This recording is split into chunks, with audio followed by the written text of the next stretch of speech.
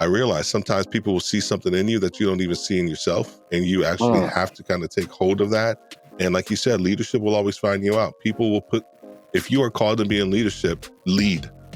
And, you don't run from it, right? Because if you're called to it and it finds you out, you will actually continue to be placed into it. So you have to embrace it. And so I think from that point on, I just completely embraced leadership. Welcome to the Marketing for the Culture podcast, powered by the African American Marketing Association. Each week, we'll bring you an insightful conversation from some of the best experts in our industry on how to advance our career. Join the collective of Black marketers across the world, advancing their brand as we work towards creating a collaborative community. All right, y'all, and welcome to another edition of Marketing for the Culture. I am your host and podcast producer, CL Palmer, aka CZ Pod Gang. It's that time again, and I had to go ahead and do a makeup session because the guy that I'm having on today is none other than Steve Worthy. And Steve, we did this podcast already. This is already happened, but sometimes you gotta look for divine and a little intervention, in the words of my man Lil Wayne. And now that Steve is a speaker at the Marketing for the Culture Summit, the timing couldn't be better. Agreed. Welcome officially to the show, Steve. Well, welcome back. That's what it is, man. Yeah, I'm excited, man. I had a blast last time, and I know this one is going to be is going to be the same. So I'm excited to be here, dude. Man, definitely, man. And just to give everybody a little background, Steve is somebody who I've seen on all the different social media platforms, really bringing it, really killing it on the live streams. And every time I hear, I'm just like, why he not doing some, Quiet Storm radio? Like he out there with these sultry tones. He just lighting up the airways with this knowledge. So, everybody got their calling. Yeah, I did radio a little bit, back in the day. That's right. And I love that medium, man. And when we got turned on to podcasting back in 2007, and it just fit. It just fit. I've been loving this thing ever since, man. Man, you've been in the game for a minute when it comes to podcasting. Like I do not meet a lot of people who predate me when it comes to podcasting, but you are one. And that's something I really want to get into. I guess when we talk a little bit more Podcasters Live, and of course, you're gonna get a whole lot of that when it comes to the Marketing for the Culture Summit. So before we get into that, I want to get everybody to know you, kind of get your story. I guess kind of take us up to Retail Worthy You, because I know that's your baby. You out here coaching people up to be their best self when it comes to retail management. Yeah. And I like the way you deliver some of your messages. I'm not in retail, but the stuff that you're giving is good stuff for any endeavor. It just so happens that your focus and your expertise comes in retail. So yeah, man. So yeah, just kind of get us up to speed on all of that. Yeah, man. No, I appreciate that. Yeah, retail is my passion. I honestly feel like retail leaders are some of the most underappreciated leaders, if you will. But I think they have the most value to add in business, in marketing, in entrepreneurship. More so than almost any other type of industry, just because of what they have to do. For me, and then retail was one of those things, just like they say, Taco Bell, they say you never go to Taco Bell, you end up at Taco Bell, right?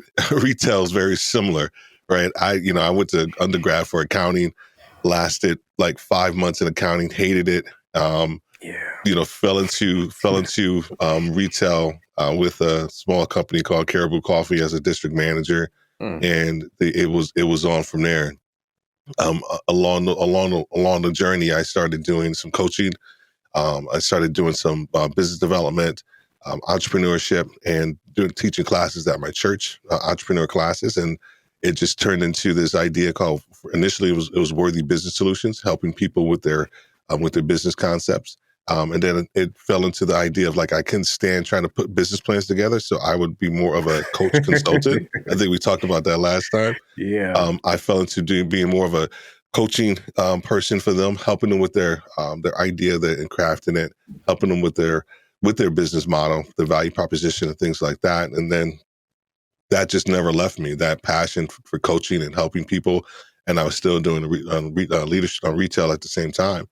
And so then Worthy Retail U just kind of came up. It was initially Worthy Leadership Group, but I niched down into really focusing on retail leaders, and I haven't turned back since. I'm enjoying the individual retail leaders that I coach, but what we're moving into now is we're actually moving into this new phase of Worthy Retail U, where we're going to be going into organizations and helping like an entire retail team, a market team, a regional team, all the leaders within there, and actually trying to help them understand about leadership. So we're moving that along into a different phase of Worthy Retail U.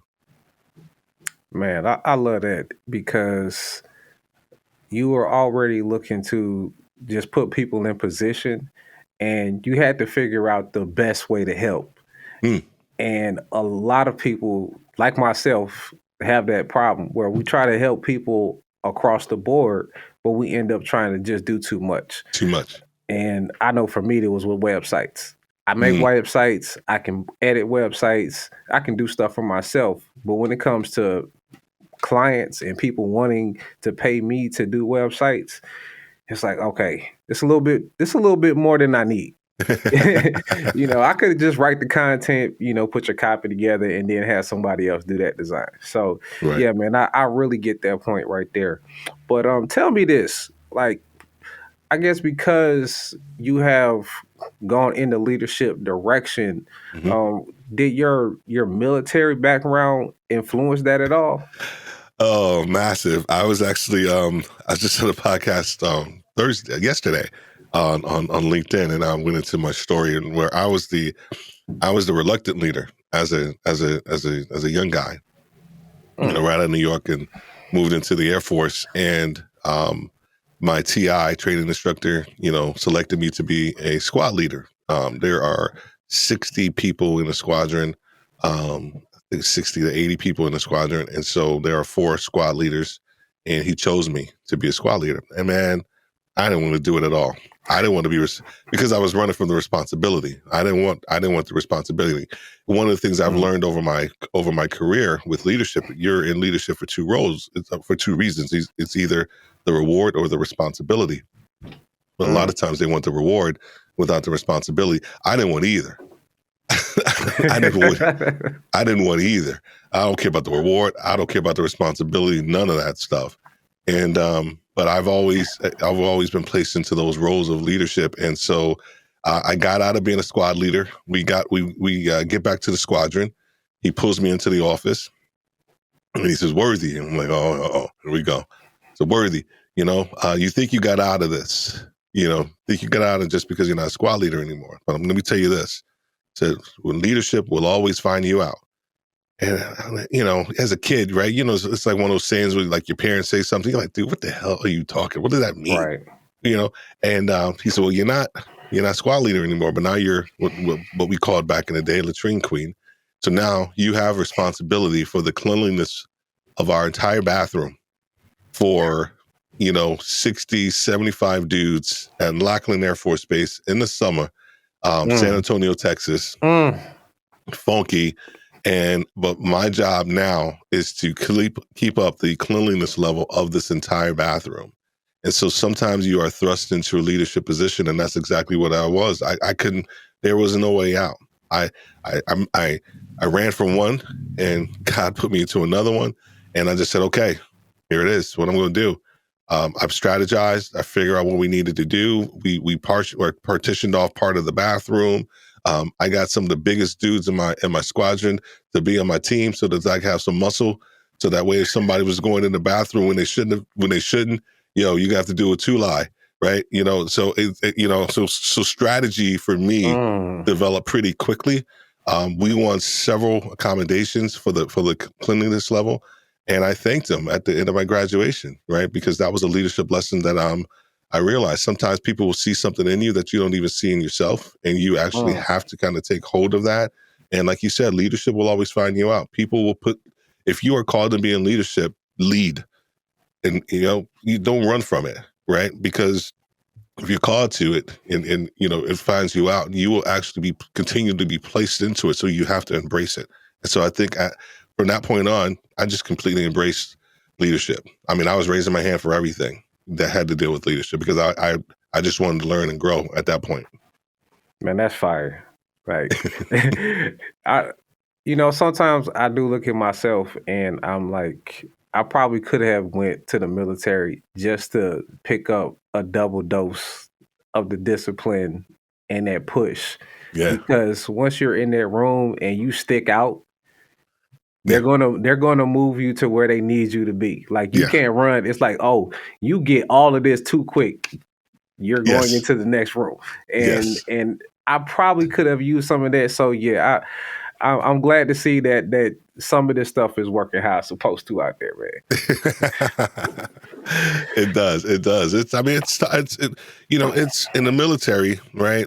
I think my leadership journey has gone through some iterations because the military, you do stuff just because the person says, and that's the role. That's what we do. But that didn't work for me when I moved out into the real world, right? That whole mindset of like, hey, CO, I need you to do this. Or, well, why? Just because I said so. Like, why are you even questioning me? What are you talking about? What are you questioning me for? And I remember I moved down from New York to Charlotte, North Carolina. And that's when I started working for Caribou Coffee at the time. And I was just being very authoritative in my leadership. And Victor was his name. He was a fellow New Yorker. And he pulled me aside, took me to lunch, and he was like, Steve, that stuff don't work down here. And I was like, what are you talking about? That stuff don't work down here. And, he had been down in the South, for probably about 9 years. And he's like, you got to ask him how the day went. Like, what? What? I was 26 at the time. Why do I care about their day? No, you got to ask them what their day went, or, because, how the church go or whatever. Man, it took me like 3 weeks to even build up the nerve at our first Monday morning meeting to ask them, was on a call. And I said, hey, before we start, I just want to know how everybody's weekend was. Dude, see how you can hear a pin drop. I mean, you can hear just like, what? What is this dude? Why? Why does he want to know? Is he going to fire us now? What is he going to do? But that was like one of the biggest, another lesson for me was like, you have to connect, right? You have to connect with your team before you start asking them for certain things. And so that was like one of my second biggest learnings was embracing leadership, but then also understand the next iteration was just not just around the position, but around permission and connecting with people as well. That's interesting because I listen to a lot of podcasts, of course. And Ricky Williams, former NFL football player, was saying that the discipline and attention to detail that you get in football can't be mirrored outside of life because you expect people to just do things and just fall in line. Yeah. And he had to, people in his company, he just had these unreal expectations. 100%. And so that's an interesting through line because that, there's a lot of comparisons in both, of course, but just the fact that you would have to figure that out, that really speaks to me. Yeah, man, I say this all the time. Leadership would be easy if it wasn't for the people. Right. You could be a leader all day long and do all this other stuff and move in this direction, man. And if everybody just fell in line, then cool. Right. But no, these are individuals. These are human beings. They wake up on the wrong side of the bed. Right. And you have to be, as a leader, you have to be able to adapt your communication, your ability to connect. One of the things we talk about with Worthy Retail U and the coaching in the coaching standpoint is, helping them moving them from managers to leaders. And that is probably the biggest chasm that we see, is that idea of being a manager, to leadership, where, we tell them all the time, you're managing processes, you're managing protocol, you're managing routines, you lead people.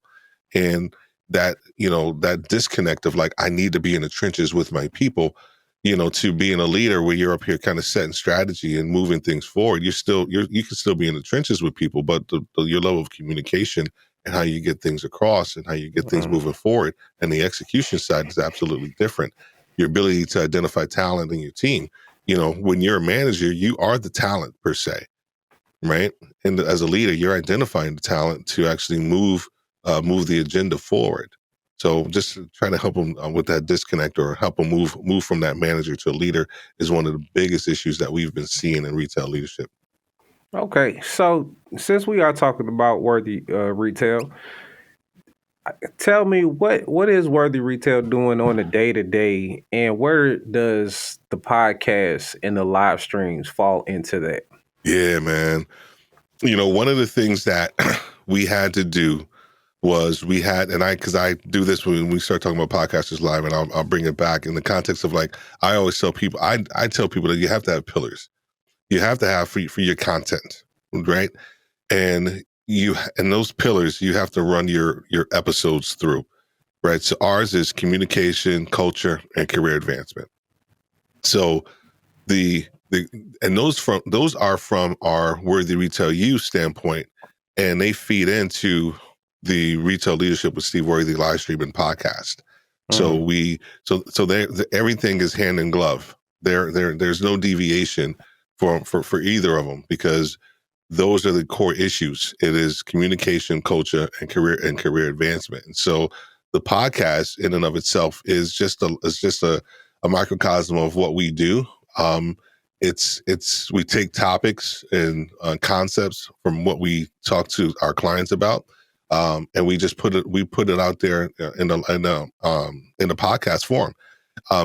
Been loving to do it, man. It's been amazing. The response has been awesome since we've niched down.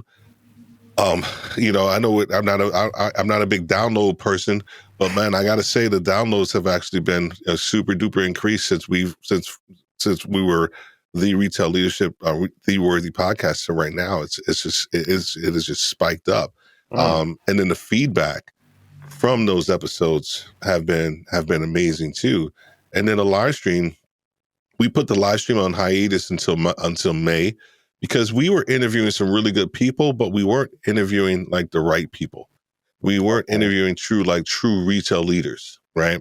And so now we got a gang of people, like core retail leaders, regional senior vice presidents, store managers, district managers, right? That we're going to be interviewing and talking about some of the topics from a leadership standpoint. So those two kind of go hand in glove, and they are almost kind of like our proof of concept for Worthy Retail U as well. Okay, so the live streams, podcasts, they're bringing everything that you've basically done as far as like research to the forefront, so people don't really have to deep dive to get into it. They could just gobble up all the podcasts, and when they're ready, they could just call Steve and you want to know about how to ask a great question as a leader, because that's what we talk about, because that's part of communication. Go to my my live stream or my podcast with James Hicks. That's exactly what we talk about. You want to know how to how to get things done, right? You can go to episode with Juanita Taylor, right? And her principles and everything that she talks about are exactly very similar to what we do, right? And so and so now they do. They provide you kind of a microcosm of what we do.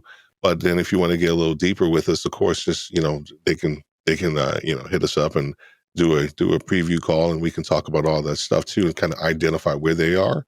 Because here's the thing, the process of being a coach, of what we do, is if you think about the idea of a coach, right, in its truest form, not so much a coach as a person, but as a coach as a vehicle of transportation, because that's really where it came from. right? It's a coach. It takes you from point A to point B. It's a vehicle for transportation, and that's in essence that's what a coach does, right? Football coach, soccer coach, right? Executive coach. We take a person from where they currently are to where they want to be, and the most critical part is identifying where you are, and that takes time. But once you figure that piece out, it accelerates everything else because now you have a clearer picture about where you want to go. The tendency is that everybody wants to go here, like at the end, and they haven't done the work up front. And then they wonder why it's taking so long for them to get to the end. Well, honestly, that end may not be your end because you haven't done the soul searching and the understanding and the value creation of who you are. So then that way, once you do that, it accelerates everything to get to this end point. But they got to do that work up front. They got to do that work up front. I'm sorry I went on that little diatribe, man. No, you good, man. You good, because that's what I wanted people to get. Man, you said something there about coach, and I think, like, how many of these coaches really even know that definition? Because sometimes I feel like when they think coach, all they think is sports. Yeah. They're not even thinking about the transportation part of it. They're taking you from one place to another, because sometimes when I look at what they're doing, they're not taking anybody anywhere. They're not. And the other thing about being a coach, and this is the thing I love about being a coach, is that so if I'm coaching UCL, yo, dude, this is your journey. Right. What happens a lot of times is that the coach will almost impose their will on the coachee. And because one, they either want them to get there faster, and if they do that, for me, there's no ownership in the journey. And so for me, I take the time with you. A really good coach will do that. Perry Rue, who's actually my coach, right, will take the time to get me, to get buy-in, or to help me get buy-in for an idea or for a direction that I want to go, right? He can, kind of take me there. But if there's no buy-in for me, then there's no ownership. So it doesn't matter. So stop trying to push people in this direction just because you think that's the right direction. It may not be, because you haven't done your work up front as a coach to understand who they are, to help them understand who they are so they can get to where they need to. But that's the one detriment that I've seen with this idea about people want to be a coach, is that you would try to impose your will on someone else. And that's a recipe for disaster. Bro, tell me about it. I hate some of the stuff I see on the internet. I'm just gonna leave it at that. Yeah. Just some of the stuff I just wish we didn't have to deal with on the internet. And just leave it at that. But I do want to talk about Podcasters Live. Yeah, man. At first I was thinking Worthy Retail You podcast got you into podcasting, and that's how you got the Podcasters Live. But nah, you been doing this. You like official OG, triple OG status in this podcast game. So, man, so kind of get me into your roots and how you got to the point of making Podcasters Live. Yeah, man. So, a buddy of mine, we were working with the same company because I did this quick stint in project management, and I actually loved it. I reported directly to the CEO, who actually happened to be Black, in Atlanta, PQC International, and I was responsible for developing business clients and companies, and going inside and us helping them using project management principles to help solve their problems. Loved it. At the same time, I had to have Worthy Business Solutions helping people with their business plans. And then I was teaching a class in my church on entrepreneurship. And my buddy, who actually happened to go to the same church, and we worked together, Jerry Barron and I, we just kind of came up with this idea of like how to help husbands who were trying to balance being a husband and also the entrepreneurial like lifestyle of what they wanted to try to go and achieve. And so he was at that time 20 years married. I was 7, I think, maybe. I think I was 6 or 7. I'm not sure.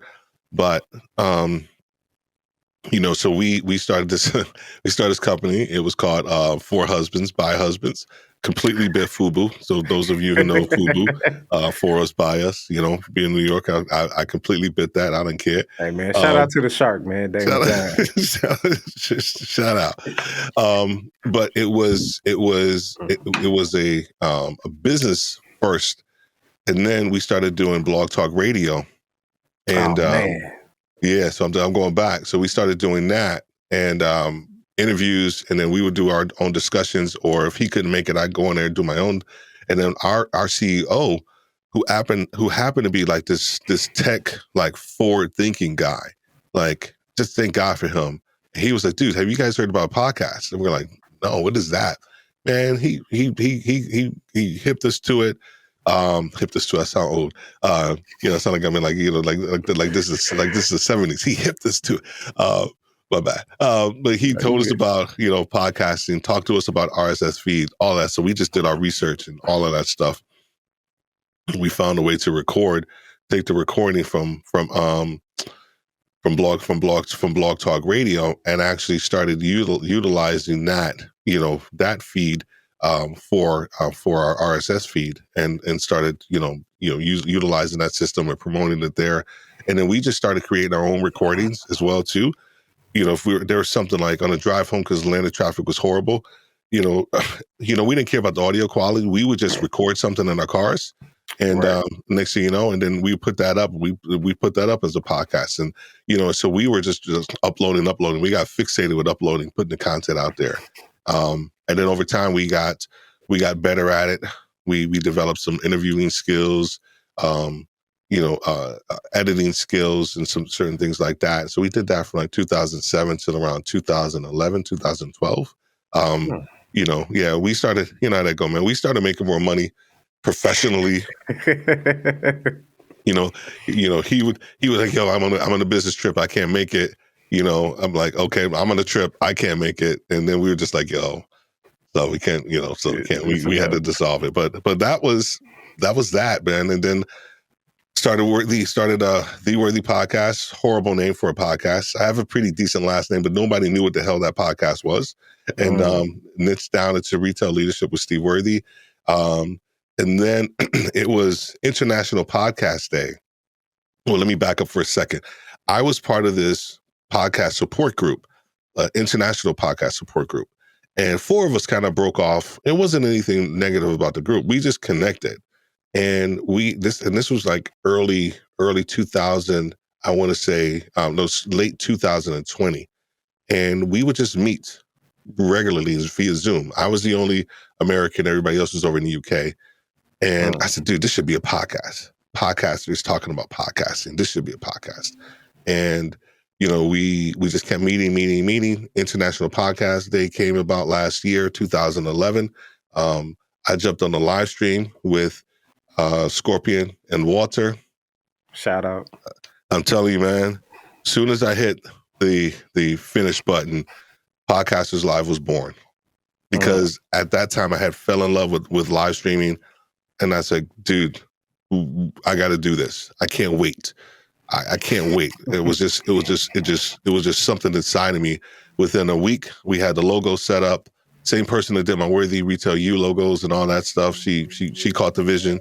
She actually did it for me for free because she caught the vision. Yeah, man. God's awesome, man. And she gave me 3 different samples, and I picked one and did a little test. Everybody liked the current one that we have. And we did our first major interview. I want to say it was October, the one of the first weeks in October, and then we've been booked up all the way through June now, man. And had some really big hitters from a podcasting standpoint. But the goal for Podcasters Live is to help people build community, right? We know that the number one problem for a podcaster isn't getting started; it's discoverability. And so one of the best ways we found is to actually build your community so that you can build your overall discoverability. So that way you can actually improve your consumption of your podcast, right? It's not so much that the live streaming is going to supplant your podcast. It is to help people discover your podcast and they consume it on another platform, your podcast on another platform, or If you do it on YouTube, they can put it on YouTube. So the goal is to help them build their community authority through live streaming. Okay, so let's just jump off from there because you answered one of my questions already. So big ups to you. But since we talk about Walt and live streaming, we had a conversation, and we're talking about Walt Gaynor the second. Y'all seen him on this podcast a couple times. I'm not betraying any trust. I'm sure he wouldn't mind me saying this on the podcast. But we were talking about doing the live streams and the way that it forces you to make the content. Because when you are doing the podcast and it's not live, you could just not do it. And I thought about that. I was like, you know what? I have the same feeling. Sometimes I do feel like I need to go live just so I can do the thing. Even if it's not the best version of the thing, I need to just do the thing so it can get out there. Yeah. So where do you come in on that philosophy or thought? Well, see, live streaming for me, I am addicted to it. And here's why. I love the rawness of it. We do have a really good run of show, structure for our guests, and how we build upon each question, which I love. But I also love the idea of going down a rabbit hole, where the guest may say something and kind of going down there and then kind of bringing it back. But I actually enjoy the medium of live streaming, and it does give me, I guess, a little bit of zeal to go and create the content. My only thing is my only thing, and this is, and Walter and I have talked about this, and not disagreement with Walter. The only thing that I've come to disagree with live streaming, and is that how, after the live stream, people will just take the audio from the live stream and just put it up as the podcast. And for me, I get it. I get it. You want to put it out there. You want to put the content out there. But for me, and what we're doing with Podcasters Live is completely different. Completely different. We are taking our live streams, and I am stripping out my audio. I'm stripping out the audience engagement, and all I have is the actual guest. And what I'm doing is more of a narrative aspect, sort of like an NPR Radio Lab, 20,000 hertz type of interview, type of standpoint, where I can actually go deeper in a concept than I could have if I was on the live stream with somebody. So we're just finishing up James Critland's, and one of the things that he talks about is this idea about what's a podcast. And so I allow him to talk, and I kind of interject, after he says something, and then I allow him to go back, and then I'll have like a follow-up point. So it's more of a narrative style than the actual just, me taking my question from the live stream and then James answering it and making it a podcast. I'm trying to create a more of an audio experience, because to me, that's what podcast is. It's an audio experience first. And so now, how can I do that? Here's the other thing. What it does create another piece of content. But for me, it just sets us apart, I feel, from just stripping out the live streaming piece and then just putting it up as a podcast. We don't want to do that. We wanted to do something to create something completely, not really different, but uniquely Podcasters Live. That's interesting. So basically, if somebody wanted that entire sit down, they would need to go to the video and watch it, because what you're doing with the audio is, like you said, you're making an audio experience and diving deep into different type of topics. So I'm probably, the way you describe it, it reminds me, like you said, the NPR Freakonomics. Yes. Where they're mixing it in, they're dropping in some insight, and they're really, like you said, painting a narrative. So I really got to listen to that. I'm ready for that, because I didn't know that. That is actually news to me, because I just know the stuff that you do on Podcasters Live because it's on my feed every time you drop one. And you're so consistent, it's all the time. So like I'm just thinking like, oh man, yeah, Steve doing it. But like, no, you doing it out here. So Oh man, I big shout out to appreciate it. you for that. And I hope everybody checks that out, because even if you're not a podcaster, just learning about some of the techniques and just making content, it's valuable information. Oh, excuse me. But yeah, man, big shout out to you, man. Um Now, you said a couple things Hmm. in there, but I guess I want to focus in on, I guess, like the business Yeah. Oh yeah. of live streaming, Oh yeah, man. and we're definitely going to be touching on that at the summit. But Yeah, man. I guess, can you explain where live stream stops becoming an activity and becomes a business? Oh, that's a great question. I think, just like when we talk about when you start a podcast about your why, I think it's the same thing, for your podcast. Excuse me, for your live stream. Some people start out with it just being like, "Hey, this is cool. I want to do this. I just want to share my content." And some people still treat it as such, until they actually either create a product or have a business or something that's attached to it. That way, because the content in and of itself, right, is great, but you're competing with so many other people out there from a content standpoint. I Right. feel, this is my personal opinion. This isn't my personal opinion. This is fact. The live streaming business is a $70 billion business, right? Hmm. And so when I think you have a business kind of attached to it, or concept or something else attached to your live streaming, then that's when it truly kind of becomes a business. That's when you start to take, your audio, right, and your video and your lighting, and you start to take all these things into consideration. We have a client right now, former NBA player, and right now he has a really super popular show on Facebook.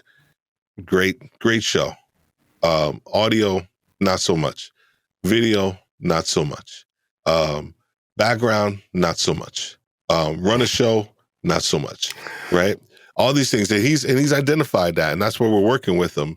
But we've been able to really provide him a good structure, because his end game and what he wants to do is he's turning this to a business.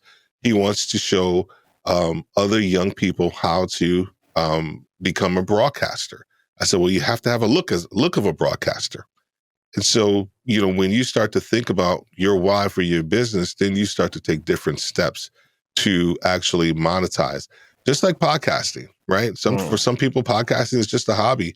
And, but when they start to, take it seriously, they start to make a different investment. But I think Yeah. the live stream piece in and of itself, and here's the thing like I said before, I really love about it, about the community piece of it, is because they get to see you raw. Like, and people want to see that. Some people are waiting for a train wreck, right? But for the most part, people want to see you succeed when you're on the live stream. And here's why: because they wish they could be doing it. Mm. Period. Podcasting. That's why you're an instant authority or thought leader when you start a podcast on a certain topic, because a lot of people wish they could be doing it, and they're not. I'm not saying it's no knock on anybody. I'm just saying that's just the truth. And so you don't take that for granted when you start the live stream. You start to realize that, man, there's a lot of other people who wish they could be doing this.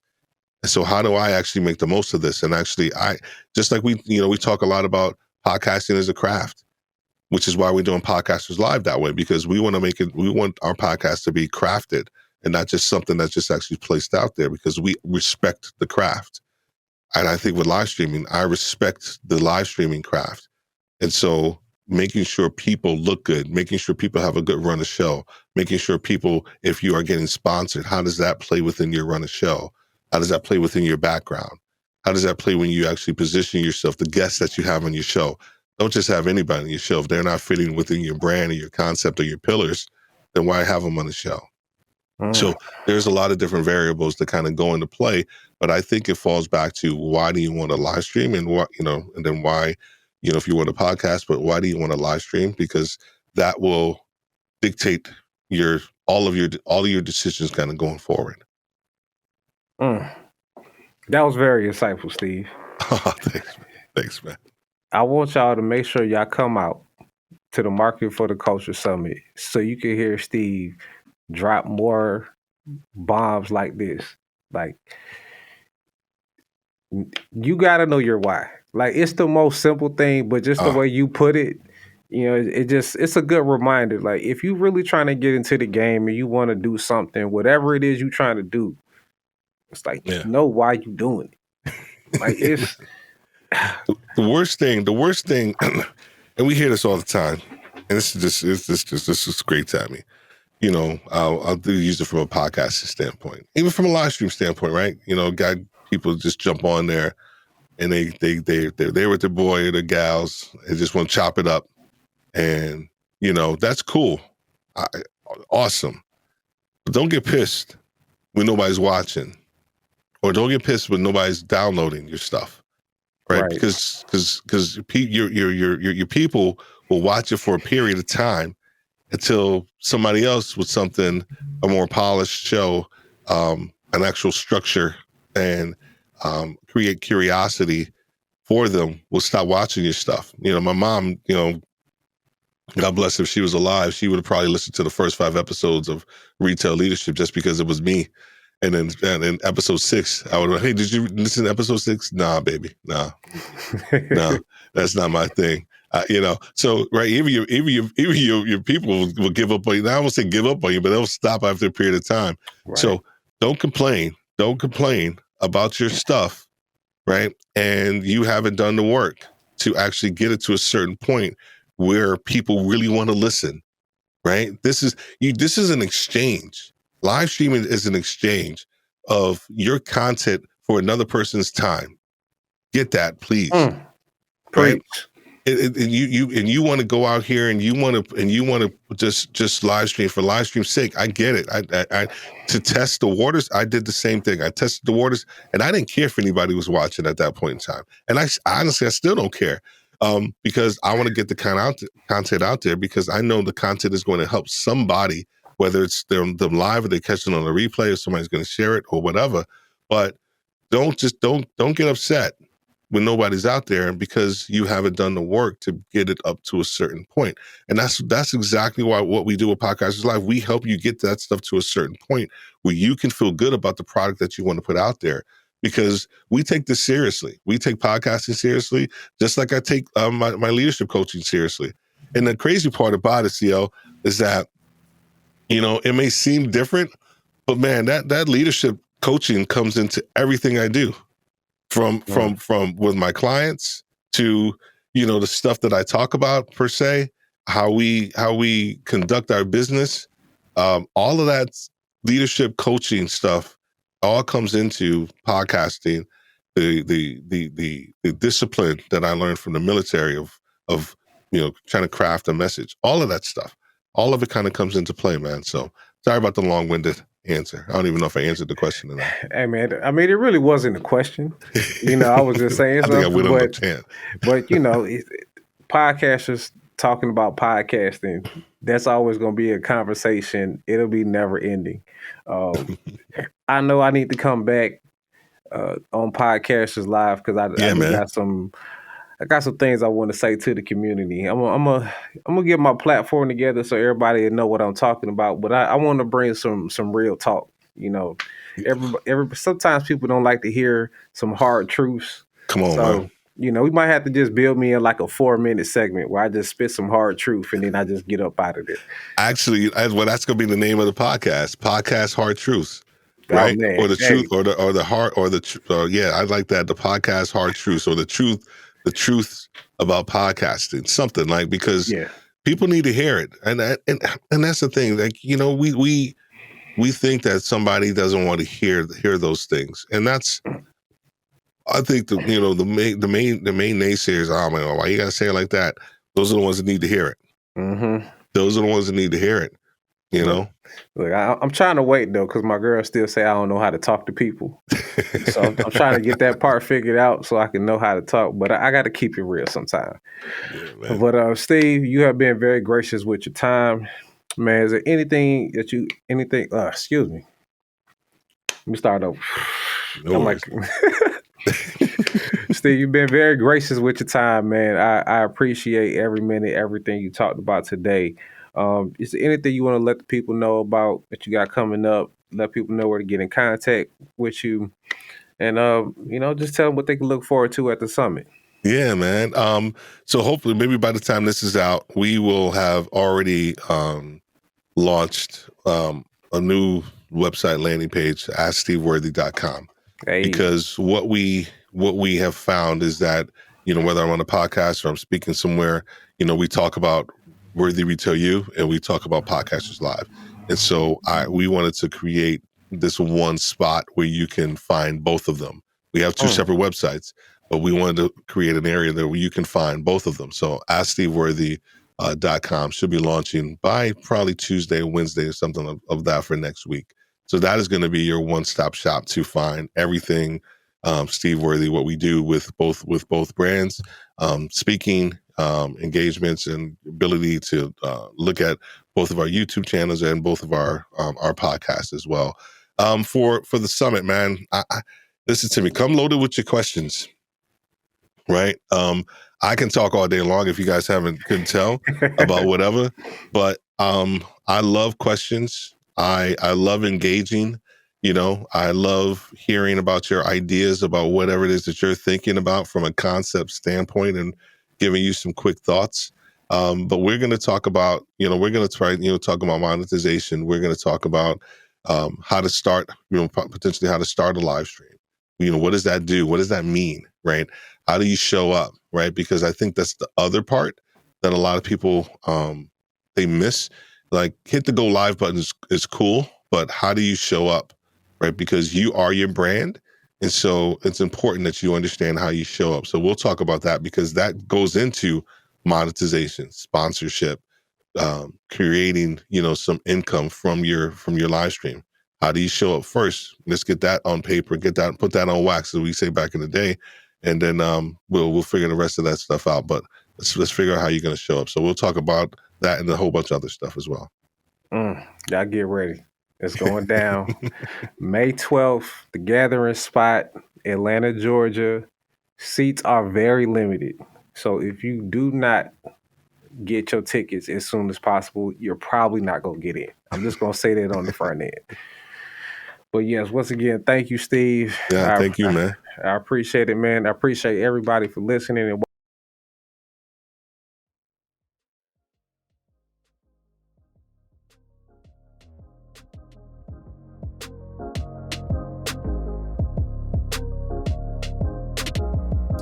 Thank you for listening to Marketing for the Culture podcast. If you haven't already, please subscribe, whether it's on Apple, Google, Spotify, or your favorite podcast platform. And of course, our videos are on YouTube. If you have a moment, feel free to give us a rate, review, or just comment. We appreciate our sponsors for their continuous support. Also, if you're interested in learning more about our sponsors or becoming a member of the African American Marketing Association, visit aa-ma.org.